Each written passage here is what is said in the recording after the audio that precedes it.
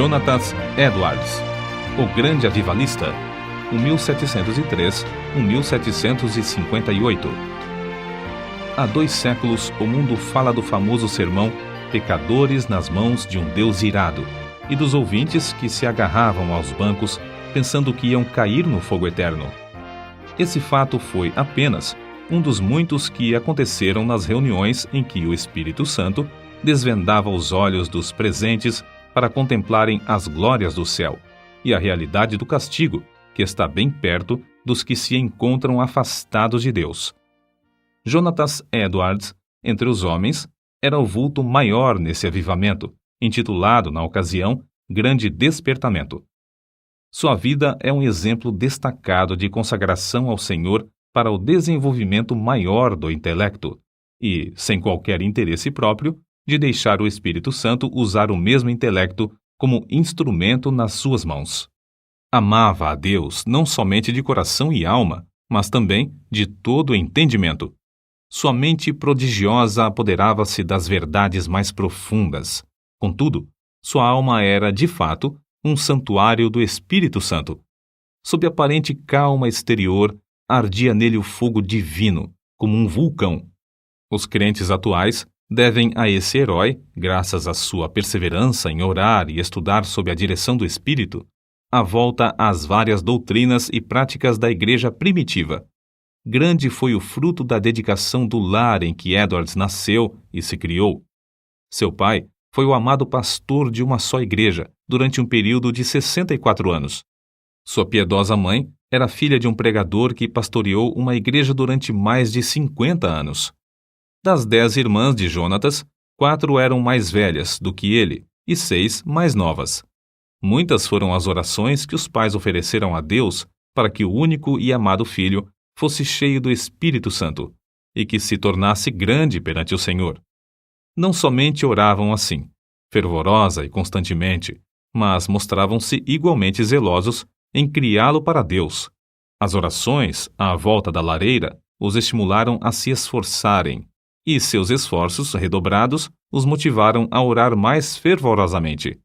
O ensino religioso e permanente resultou em Jonatas conhecer intimamente a Deus, quando ainda criança. Quando Jonatas tinha 7 ou 8 anos, houve um despertamento na igreja de seu pai, e o menino acostumou-se a orar sozinho, 5 vezes, todos os dias, e a chamar outros da sua idade para orarem com ele. Citamos aqui as suas palavras sobre esse assunto. A primeira experiência de que me lembro, de sentir no íntimo a delícia de Deus e das coisas divinas, foi ao ler as palavras de 1 Timóteo, capítulo 1, versículo 7. Ora, ao Rei dos séculos, imortal e invisível, ao único Deus, seja honra e glória para todo sempre. Amém. Sentia a presença de Deus até arder o coração e abrasar a alma de tal maneira que não sei descrevê-la. Gostava de passar o tempo olhando para a lua e, de dia, contemplar as nuvens e os céus. Passava muito tempo observando a glória de Deus, revelada na natureza, e cantando as minhas contemplações do Criador e Redentor. Antes, me sentia demasiado assombrado ao ver os relâmpagos e ouvir o troar do trovão. Porém, mais tarde, eu me regozijava ao ouvir a majestosa e terrível voz de Deus na trovoada. Antes de completar 13 anos, iniciou seu curso em Yale College, onde, no 2º ano, leu atentamente Ensaios sobre o Entendimento Humano, a famosa obra de Locke.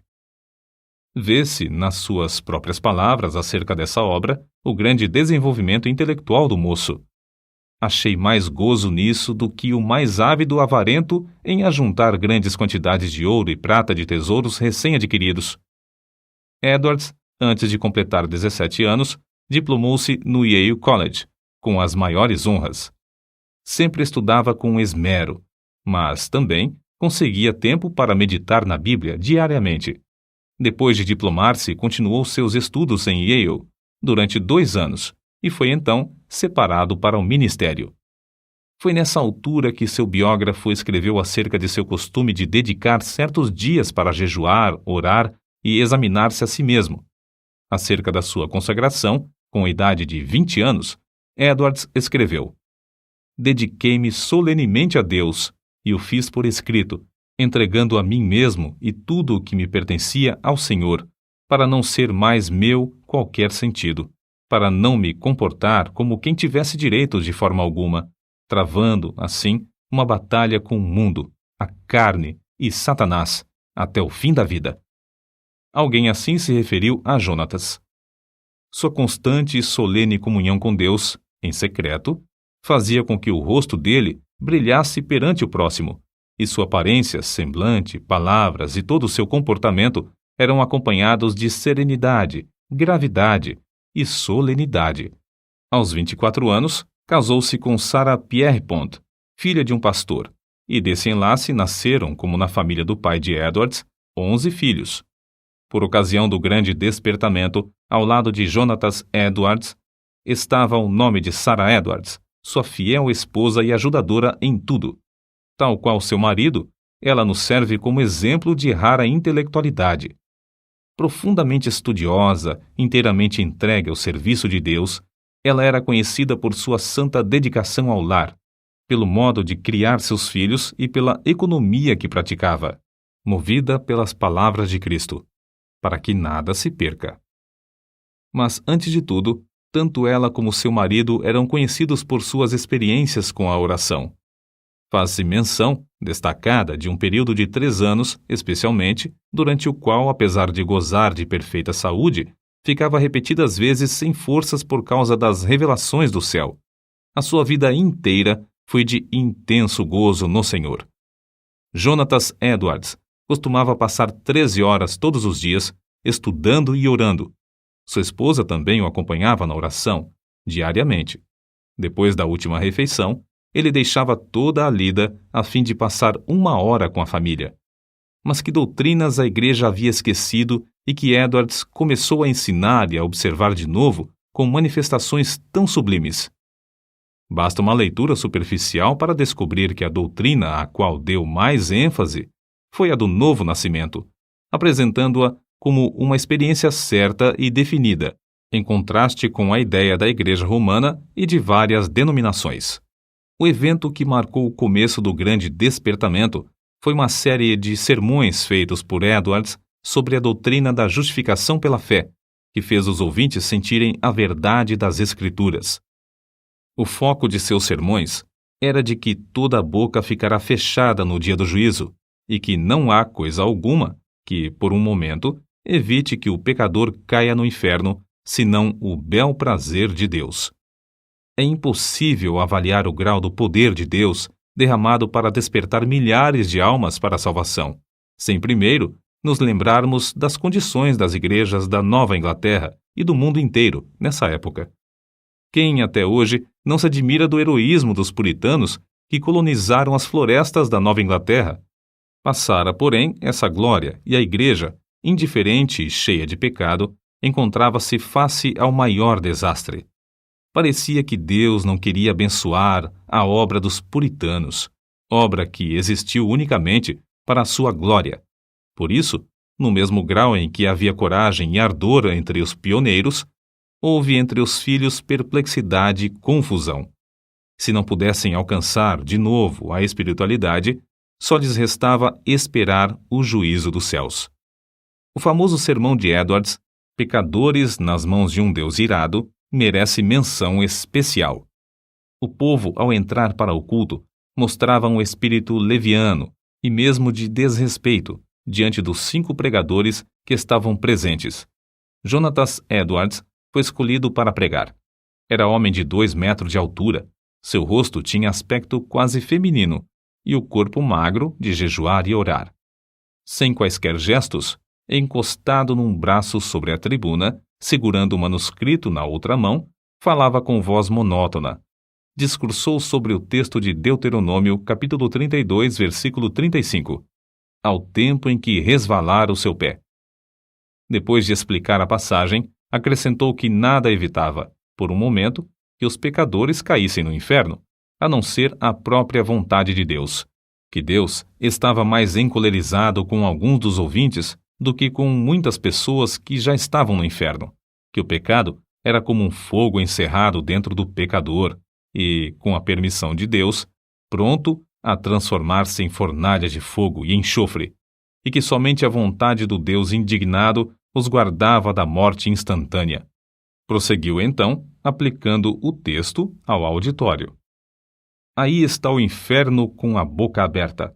Não existe coisa alguma sobre a qual vós vos possais firmar e segurar. Entre vós e o inferno existe apenas a atmosfera. Há atualmente nuvens negras da ira de Deus pairando sobre vossas cabeças, predizendo tempestades espantosas com grandes trovões.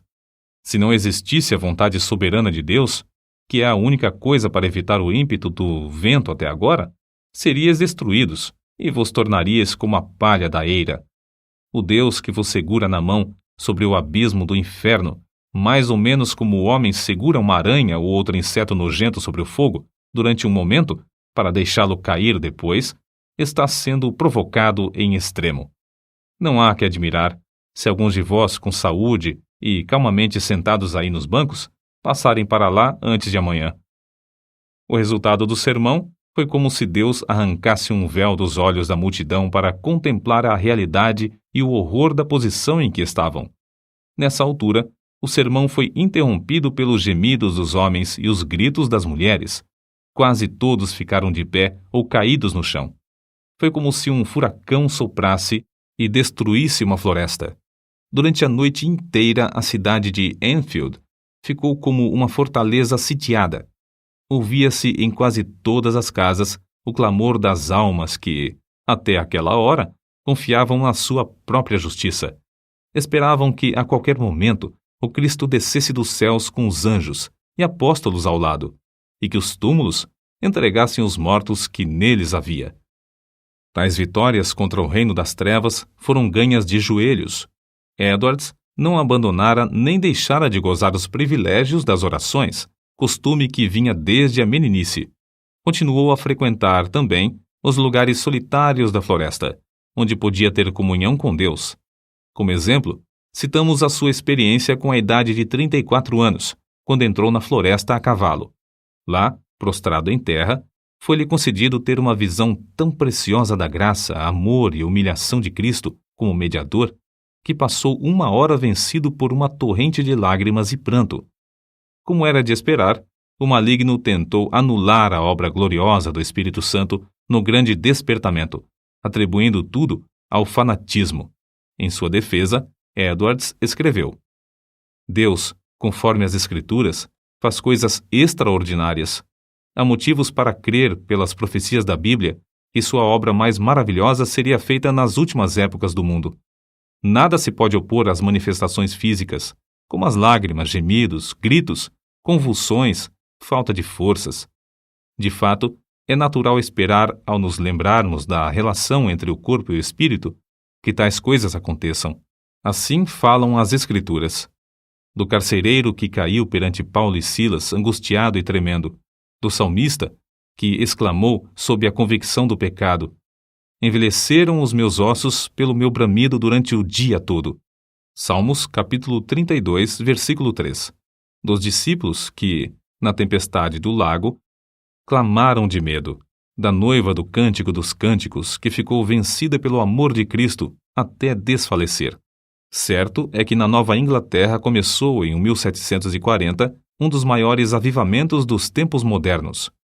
É igualmente certo que este movimento se iniciou não com os sermões célebres de Edwards, mas com a firme convicção deste de que há uma obra direta que o Espírito Divino faz na alma humana.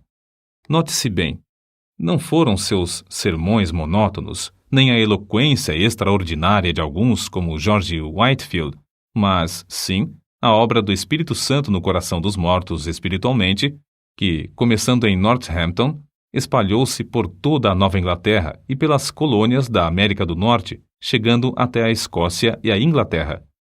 No meio de uma época da maior decadência, a Igreja de Cristo, entre a população escassa da Nova Inglaterra, despertou e foram arrebatadas de 30 a 50 mil almas do inferno, durante um período de 2 a 3 anos.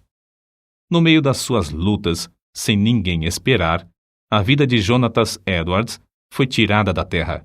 Apareceu a varíola em Princeton, e um hábil médico foi chamado da Filadélfia para inocular os estudantes. O nosso pregador e 2 de suas filhas foram também vacinados. Na febre que resultou, as forças de nosso herói diminuíram gradualmente até que, 1 mês depois, faleceu. Assim diz um de seus biógrafos. Em todo o mundo onde se falava o inglês, era considerado o maior erudito desde os dias do apóstolo Paulo ou de Agostinho. Para nós, a vida de Jonatas Edwards é uma das muitas provas de que Deus não quer que desprezemos as faculdades intelectuais que Ele nos concede, mas que as desenvolvamos, sob a direção do Espírito Santo, e que as entreguemos desinteressadamente para o seu uso.